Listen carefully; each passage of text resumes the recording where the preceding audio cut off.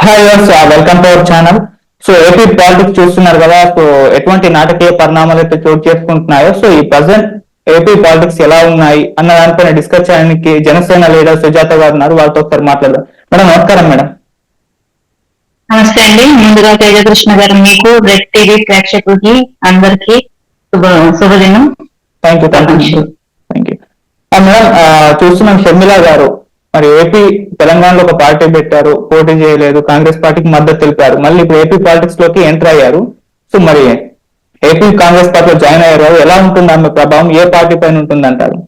ముఖ్యంగా వైఎస్ షర్మిల గారి విషయం తీసుకుంటే కనుక ఆవిడ తండ్రి ఒక ముఖ్యమంత్రిగా చేసి ఇప్పుడు ప్రెసెంట్ ఆవిడ సోదరుడు ముఖ్యమంత్రిగా ఉన్న అటువంటి నేపథ్యం ఉన్న కుటుంబంలోంచి వచ్చిన షర్మిల గారు, ఆవిడ బాబాయ్ కూడా పొలిటీషియన్, ఎంపీగా చేశారు. ఇటువంటి రాజకీయ నేపథ్యం ఉన్న కుటుంబం నుంచి వచ్చిన షర్మిల గారు ఆవిడ రాజకీయ చరిత్ర తీసుకుంటే కనుక, ఆవిడ ప్రయాణం తీసుకుంటే కనుక ఒక అస్థిరమైన ఆలోచనలతోటి, ఒక నిలకడలేని వ్యక్తిత్వంతో, ఇచ్చిన మాటల మీద నిలబెట్టుకోలేని ఒక వ్యక్తిత్వంతో తను ప్రజల్లోకి ఇటువంటి సందేశం వెళ్ళింది ఆవిడ రాజకీయ జీవితంలో.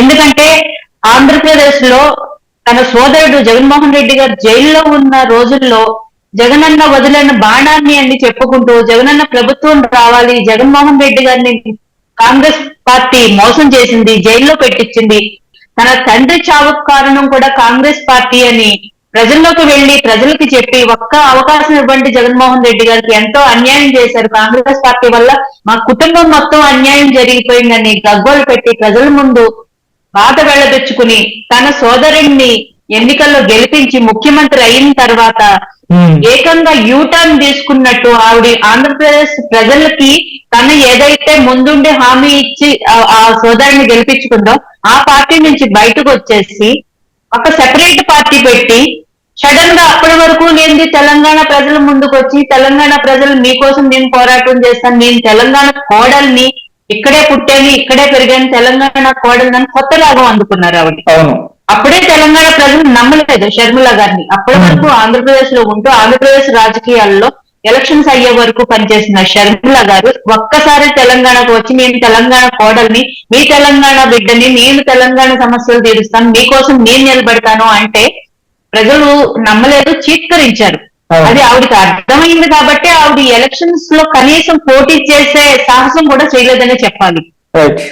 వారి కుటుంబం నేపథ్యం చూసుకుంటే ఇప్పటి వరకు ఎవరైనా కూడా వివేకానంద రెడ్డి గారు కొంచెం పక్కన పెడితే మిగిలిన వాళ్ళు ఎవరన్నా కూడా వాళ్ళ పదవులు, అలాగే వాళ్ళ సంపాదన, వాళ్ళ ఆస్తులు పెంచుకోవడం విషయంలోనే రాజకీయాల్లో వాళ్ళ ఆసక్తి చూపించారు తప్ప ప్రజలకు సేవ చేయాలనే విషయంలో వాళ్ళు ఎప్పుడు ఫెయిల్ అవుతూనే వచ్చారు. అది ఎక్కడా చేసిన దాఖలాలు కూడా లేవు. అటువంటి కుటుంబం నుంచి వచ్చిన షర్మిల గారు మాటల్ని ఎంతో కొంత ప్రజలు ఆ పార్టీని విశ్వసించి ఆవిడ మాటలు నమ్మి జైల్లో ఉన్నప్పుడు తన సోదరుడు ఈవిడ చేసిన ప్రచారాలకి కోట్లు అక్కడ పడింది. అక్కడి నుంచి ఈవిడ వచ్చి తెలంగాణలో నేను మీ కోడల్ని, నేను మీకు అండగా ఉంటాను అని చెప్పి ఎంతైతే విమర్శించారో, ఏ పార్టీనైతే తన అన్నని జైల్లో పెట్టడానికి కారణం అని విమర్శించారో, ఏ పార్టీ నాయకులైతే తన తండ్రి మరణానికి కారణం అని విమర్శించారో అదే పార్టీకి మద్దతు ఇవ్వడమే కాకుండా తన పార్టీ మొత్తాన్ని కాంగ్రెస్ లో విలీనం చేయడం అన్నది రాజకీయంగా ఆవిడికి ఒక సమాధి అనే చెప్పుకోవచ్చు. ఆవిడ రాజకీయ భవిష్యత్తును పూర్తిగా సమాధి చేసిన నిర్ణయం అని చెప్పుకోవచ్చు. కాబట్టి అటువంటి షర్మిల గారు ఇప్పుడు మళ్ళీ ఆంధ్రాకు వచ్చి ఆంధ్ర ప్రజలు నేను ఇక్కడ పుట్టాను, ఇక్కడ పెరిగాను, రాజశేఖర్ రెడ్డి గారి కూతుర్ని అంటే ప్రజలు అటు తెలంగాణ రాజకీయాలు గమనిస్తుంటారు, ఇటు ఆంధ్ర రాజకీయాలు గమనిస్తుంటారు.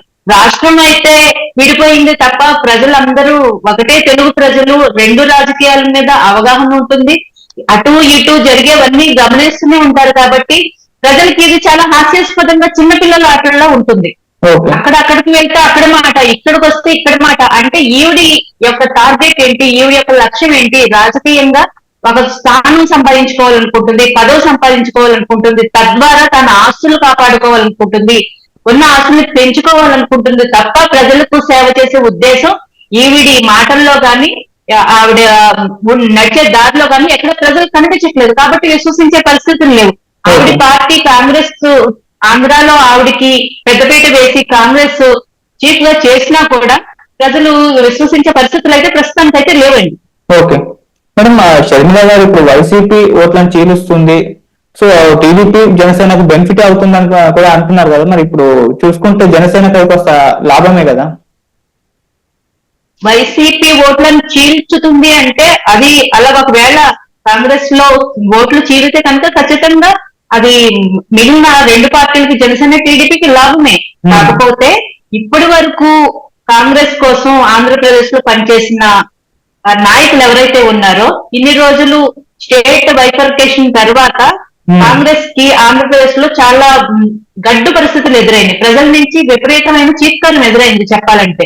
అటువంటి పరిస్థితుల్లో కూడా పార్టీని వేయకుండా ఇప్పటి వరకు వేరే పార్టీని మారకుండా అదే పార్టీలో కొనసాగుతూ అదే పార్టీని నమ్ముకుని నడిపిస్తున్న నాయకులు అన్ని జిల్లాల్లోనూ ఉన్నారు.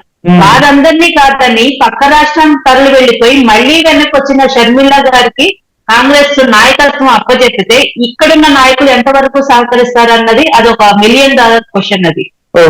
అలాగే ఇప్పుడు అక్కడ తెలంగాణకు వెళ్లి మళ్ళీ ఇక్కడికి వచ్చింది కాబట్టి ప్రజలు కూడా నమ్మే పరిస్థితి లేదు. అలాగే స్టేట్ విభజించిన తీరు విషయంలో ఇంకా ఆంధ్రప్రదేశ్ ప్రజలు ఆ బాధ ఇంకా మర్చిపోలేదు. ఎంతో మంది సఫర్ అయ్యారు. స్టిల్ ఇప్పటికి కూడా ఆ లోటుపాట్ల నుంచి ఆంధ్రప్రదేశ్ కోలుకోలేదు. అటువంటి పరిస్థితుల్లో అదే కాంగ్రెస్ పార్టీ నుంచి ఆవిడ ప్రాతినిధ్యం వహిస్తూ ఇప్పుడు ఎక్కువ రోజులు టైం కూడా లేదు. ఆవిడ ముందే ఆవిడకి ఏమైనా బాధ్యతలు అప్పగించుంటే ఇప్పటి వరకు మేబీ ఏమన్నా కొంత మార్పు తీసుకురాగలిగేవారేమో. ఎలక్షన్స్ 3 నెలలు టైం ఉన్న ఈ పరిస్థితుల్లో ఆవిడ బాధ్యతలు తీసుకుని ఆవిడ ప్రభావం చూపిస్తుందని మేము అనుకోవట్లేదండి. ఓటింగ్ మరి గత కొన్ని రోజుల నుంచి చూసుకుంటే మేడం న్యూస్ లో ఏమొస్తుందంటే షర్మిల గారు కాంగ్రెస్ పార్టీలో జాయిన్ అయ్యారు, కాంగ్రెస్ పార్టీ టీడీపీ జనసేనతో పొత్తుతో వెళ్తుంది అని చెప్పేసి న్యూస్ రావాలని చూస్తున్నాం. మరి ఏంటి జనసేన టీడీపీ కాంగ్రెస్ పార్టీతో పొత్తు ఏర్పాటు చేసుకునే అవకాశం ఉందా, లేదా బీజేపీతో పొత్తు ఏర్పాటు చేసుకునే అవకాశం ఉందంటారు? ఇప్పటికే జనసేన మొదటి నుంచి కూడా బీజేపీ తోటి పొత్తుతోనే ఉన్నది. అలాగే నరేంద్ర మోదీ గారి ఆశీస్సులతోటే టీడీపీ జనసేన పొత్తు పెట్టుకోవడం జరిగింది. ఇక్కడ రాష్ట్రంలో జరుగుతున్న పరిస్థితులు ఎప్పటికప్పుడు పవన్ కళ్యాణ్ గారు తనకి కేంద్రంలో ఉన్న పరిచయాలతోటి అమిత్ షా గారు అలాగే మోడీ గారితో ఉన్న పరిచయాలతోటి అమిత్ షా గారు వైజాగ్ వచ్చినప్పుడు కానీ మోడీ గారు వైజాగ్ వచ్చినప్పుడు కానీ పవన్ కళ్యాణ్ గారు ఢిల్లీ వెళ్లి ఎప్పటికప్పుడు ఈ రాష్ట్రంలో జరుగుతున్న అన్యాయాలు మొన్న కూడా ఒక లెటర్ రాసే ప్రధానమంత్రి గారికి మీరు తెలిసే ఉంటుంది. గృహ నిర్మాణాల్లో జరిగిన స్కామ్ గురించి కొన్ని వేల కోట్ల స్కామ్ జరిగింది, 30,000 పైన కోట్ల స్కామ్ జరిగిందని ప్రధానమంత్రి గారికి లేఖ రాయడం జరిగింది. అలాగే ఎన్నో కుంభకోణాలు వైసీపీ ప్రభుత్వం వచ్చిన తర్వాత మనం కుంభకోణాల గురించి చెప్పుకుంటూ పోతే ఈ రోజంతా సరిపోదు. అన్ని కుంభకోణాలు ప్రైమ్ మినిస్టర్ ఆవాస యోజన పథకంలోనే విపరీతమైన స్కామ్ జరిగి ఎన్నో వేల కోట్లు నొక్కేసిన పరిస్థితి. అలాగే ఇసుక మాఫియా లిక్కర్ లో గాని అలాగే గంజాయి విషయంలో గాని గంజాయి దేశం మొత్తంలో ఎక్కడ పట్టుబడినా దాని మూలాలు ఆంధ్రప్రదేశ్ లో దొరుకుతున్నాయి. అలాగే చీప్ లిక్కరు పిచ్చి బ్రాండ్ల తోటి సొంత మద్యం కంపెనీలతో ప్రజలు ప్రాణాలతో ఆడుకుంటూ అలాగే విద్యా వ్యవస్థలో కానీ మహిళలు ఆచూకీ తెలియకుండా పోవడం, మహిళలు మిస్సింగ్ కానీ అది సెంట్రల్ గవర్నమెంట్ నుంచి వాళ్ళు పవన్ కళ్యాణ్ గారిని పిలిచి మీ రాష్ట్రంలోంచి మహిళలు ఇంతమంది మిస్ అయిపోతున్నారు, దాదాపు 33,000 మంది మహిళలు మిస్ అయిపోయారు, అందులో కొంతమంది తిరిగి వచ్చినా ఎటువంటి పరిస్థితుల్లో తిరిగి వచ్చారు, అసలు ఏం జరుగుతుంది, వాలంటీర్ వ్యవస్థ అనేది ప్యారలల్ గా ప్రభుత్వానికి పంచాయతీరాజ్ వ్యవస్థకి ప్యారలల్ గా ఆ నిధులన్నింటినీ నిర్వీర్యం చేసి ఆ వ్యవస్థను నిర్వీర్యం చేసి ప్యారలల్ గా వాలంటీర్ వ్యవస్థను తీసుకొచ్చి అది రాజ్యాంగ విరుద్ధం అని చెప్పి మన కాగ్ కూడా అత్యంతలు వేసింది రీసెంట్ గా. సో అటువంటి అన్యాయాలు అక్రమాలు ఈ రాష్ట్రంలో జరుగుతున్నాయని ఎప్పటికప్పుడు కేంద్ర ప్రభుత్వం పెద్దలకి పవన్ కళ్యాణ్ గారు వివరిస్తూనే ఉన్నారు. ఆంధ్ర ప్రజల సంక్షేమం కోసం వాళ్ళ సేఫ్టీ కోసం ఈ పొత్తు అనివార్యం. ఈ జగన్మోహన్ రెడ్డి అనే వ్యక్తి మళ్లీ గెలిస్తే ఇంకా వేరే పార్టీ వ్యక్తులు ఎవరు నామినేషన్ వేసే పరిస్థితులు కూడా ఉండవు. రాష్ట్రంలో అంతటి అల్లకల్లోలం సృష్టించి అలజడి సృష్టించి రాజకీయంగా అతను ప్రజాస్వామ్యం అనే దాన్ని కూనీ చేసే పరిస్థితుల్లో ఉన్నది. ఈ రోజు మన పట్టాదారు పాస్ బుక్కుల మీద మన పొలంలో రాళ్ల మీద ఆయన ఫోటోలు ఆయన పేర్లు రాసుకుంటూ ఒక రాజరిక వ్యవస్థని ఇదివరకు పూర్వంలో ఏదైతే రాజరిక వ్యవస్థ ఉందో ఆ రాజరిక వ్యవస్థ తీసుకురావాలి, నేనే అంతా నాదే అంతా నాకు అనుసరణలోనే జరగాలి, నా చుట్టూ ఉన్న వాళ్ళు నేను ఏది చెప్తే అదే జరగాలి రాష్ట్రంలో, ఇంకెవరు నోరెత్తడానికి వీల్లేదు, ప్రజల హక్కుల్ని కాల రాస్తూ ఈ ఎటువంటి నియంత పాలన తీసుకురావాలని జగన్మోహన్ రెడ్డి గారు ప్రయత్నిస్తున్నారు. అదే దిశగా అడుగులు వేస్తున్నారు. తనకు నచ్చిన ప్రభుత్వ భూముల్ని అమ్మేసుకుంటూ, అలాగే తాకట్టు పెడుతూ, ఆక్రమించుకుంటూ, వైజాగ్ విషయంలో చూసాం మనం, ఎన్నో భూ కబ్జాలు జరిగినాయి, భూ స్కాములు జరిగినాయి. ఋషికొండ విషయంలో చూసాం.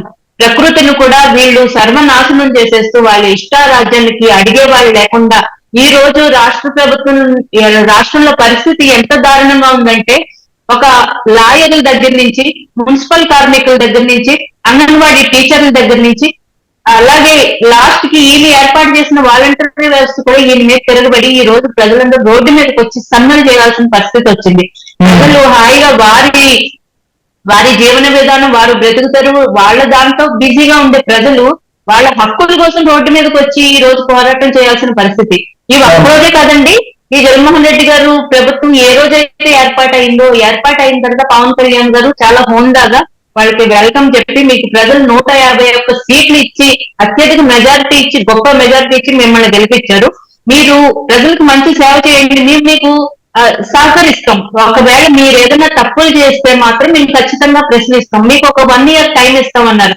కానీ ఆ టైం ఇచ్చే అంత 1 year వరకు కూడా వీళ్ళు ఆగే పరిస్థితి కల్పించలేదు. భవన నిర్మాణ కార్మికుల విషయంలో ఇసుకని మాఫియా చేసి, ఇసుకని బ్లాక్ చేసేయడంతో కొన్ని వందలు కాదండి, వేల కుటుంబాలు, ఎందుకంటే భవన నిర్మాణ కార్మికుల మీద ఆధారపడి ఆ లింక్ చాలా మంది ఉపాధి కోల్పోతారు. ఎలక్ట్రీషియన్స్ కానీ, ఆటో కార్మికులు కానీ, అలాగే ప్లంబింగ్ వర్క్ చేసే వాళ్ళు కానీ, టైల్స్ వర్క్ చేసే వాళ్ళు కానీ, ఇంకా ఈ గృహ చాలా మిగిలిన వృత్తుల వాళ్ళందరూ కూడా దాదాపు ఉపాధి కోల్పోయే 6 నెలల పాటు కొంతమంది ఆత్మహత్యలు చేస్తున్న పరిస్థితి.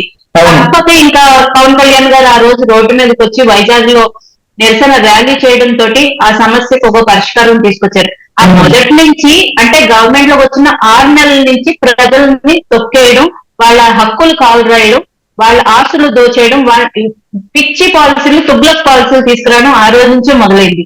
అప్పటి నుంచి మొదలైంది. ఇప్పుడు ఎలక్షన్స్ వచ్చే వరకు కూడా అదే తీరును కొనసాగుతుంది. కానీ ఎక్కడ కూడా వాళ్ళు రివైవ్ చేసుకుని మేము చేస్తున్న తప్పు, ప్రజల్లో వ్యతిరేకత వస్తుంది అని కనీసం మేల్కోవట్లేదు. అది విచిత్రంగా ఉంది అసలు. ఈ రోజు మీరు మన భవన నిర్మాణ కార్మికుల దగ్గర నుంచి చూసుకుంటే, తర్వాత ఉద్యోగులు ధర్నా, టీచర్లు ధర్నా, ఎన్ని చూసాం. ఈ ప్రజలందరినీ రోడ్ల మీద నుంచోబెట్టారు జగన్మోహన్ రెడ్డి గారు. ఎవరికి చిన్న పిల్లలు, స్కూల్కి వెళ్ళే పిల్లలు కూడా మా బడి మాకు ఇచ్చే జగన్ మావయ్య అని బోటింగ్లు పెట్టుకుని స్కూల్ ముందు ధర్నా చేసే పరిస్థితులు వచ్చినాయి. ఈ ప్రభుత్వాన్ని అయితే ప్రజలైతే విశ్వసించే పరిస్థితుల్లో లేరండి. ప్రజలందరూ చాలా విసిగిపోయి ఉన్నారు. ప్రభుత్వ వ్యతిరేక